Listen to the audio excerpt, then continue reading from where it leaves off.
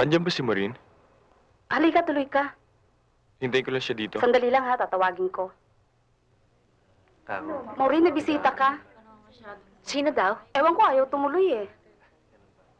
O sige, thank you. Troy, halika sa loob tayo mag-usap. Dito na lang.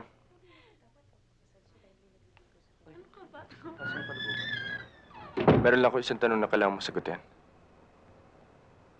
Ano ba talagang papel ko sa buhay mo ngayon?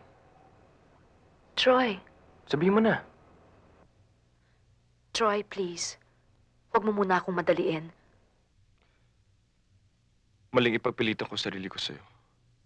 Kung sa bagay, kasalanan ko rin kung madalas akong magmukhang tanga sa kabubuntot sa'yo. Pero hindi kita sinisisi.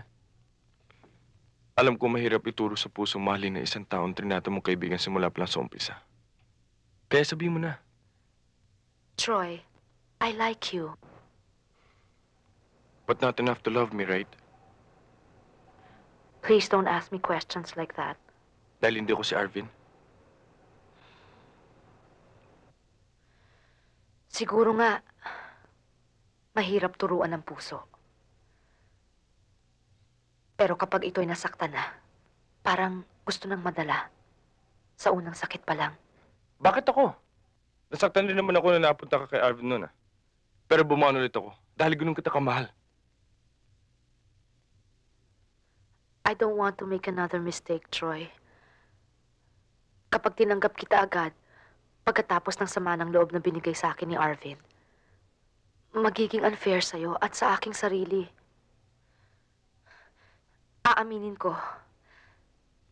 kasabay na nawala ng respeto ko ang pagmamahal ko kay Arvin. But that doesn't mean napapasok na naman ako sa isang bagay na hindi ko nasisiguro. Give me more time, Troy.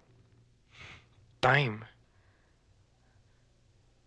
When I'm strong enough to face the world again.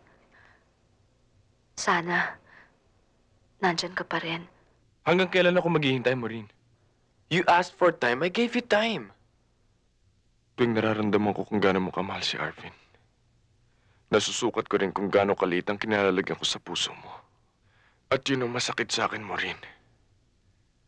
Marunong din ako mainip.